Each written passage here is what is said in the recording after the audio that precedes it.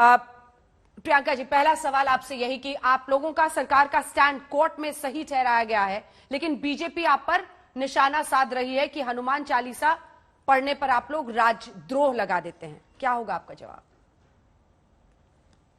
सबसे पहले तो ये राजद्रोह हनुमान चालीसा पे नहीं था। राजद्रोह हनुमान चालीसा का दुरुपयोग करने और उस पर राजनीति करने पर था, और राजद्रोह इस मुद्दे पर भी नहीं था। आप समझिए, मुख्यमंत्री के प्राइवेट रेजिडेंस पे आप जाकर एज एन इलेक्टेड एमपी आप ये धमकियां देते हो, आप गाली गलौज करते हो, और आप पुलिस के नोटिस को भी दरकिनार कर कर ऐसी स्थिति बनाते हो जहां पे लॉ एंड ऑर्डर की व्यवस्था खराब हो सकती है। नेक्स्ट डे देश के प्रधानमंत्री मुंबई आने वाले थे, तो उस समय पर मुंबई पुलिस क्या करे? मुंबई पुलिस ये उम्मीद करे कि एमपी और एमएलए जो लॉ एंड ऑर्डर है उसका पालन करें या उसका उल्लंघन करें? तो उसके चलते जिस तरीके से मुंबई पुलिस के साथ भी उन्होंने अपने शब्दों का इस्तेमाल किया था, उनके साथ कोऑपरेट नहीं किया था, वो हाईकोर्ट ने सब कुछ ही जायज माना है। हाईकोर्ट ने ये तक कहा है कि बड़ी जिम्मेदारी आप लोगों के ऊपर होती है, आप जनता का प्रतिनिधित्व करते हैं। तो ये अगर सरकार को लग रहा है और पुलिस को लग रहा है कि कानून व्यवस्था खराब हो सकती थी, उन्होंने काम किया है। तो सबसे पहला सवाल तो ये उठता है, हनुमान जी की याद इनको आज कल में ही कैसे आई? ये वो हैं जो 2019 में चुनकर आई थी, उनको जय श्री राम के नारे से आपत्ति थी।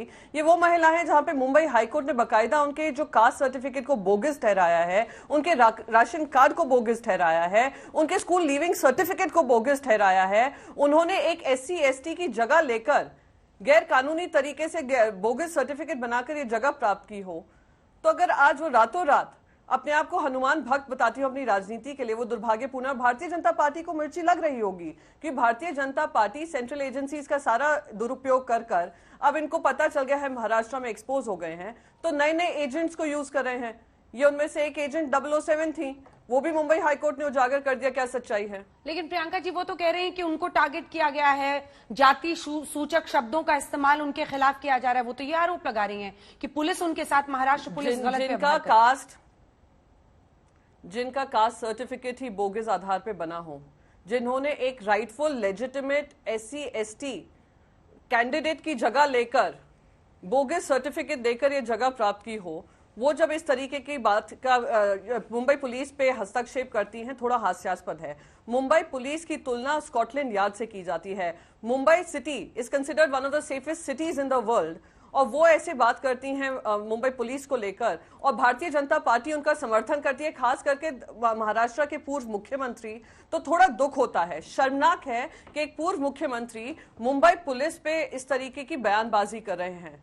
तो ये कहीं ना कहीं उनको शर्मिंदा होने की मैं कहती हूँ शर्मिंदा महसूस करने का समय है, और माफी मांगने का समय है, न कि से मुंबई पुलिस से, महाराष्ट्र पुलिस से भी, और महाराष्ट्र की 12 करोड़ जनता से भी। राजद्रोह कानून जो आपकी सरकार ने लगाया, पुलिस ने लगाया है, कि आपको लगता है वो ठहरेगा कोर्ट में? क्योंकि कोर्ट में अक्सर इस तरह से पहले भी कार्टून बनाने पर, इधर उधर के मुद्दों पर कई लोगों पर राजद्रोह लगा, वो कोर्ट में स्टैंड कर नहीं पाता है।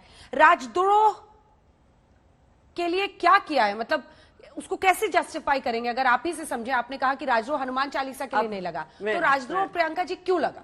मैं आपको समझाती हूँ। आपको याद है प्रधानमंत्री जी पंजाब गए थे और फार्मर्स वहां पर प्रोटेस्ट कर रहे थे, और कहा गया था उनके सिक्योरिटी मेजर्स को ब्रीच कर कर उनकी जान को हमला किया गया है, जान पे किसी तरीके का खतरा था।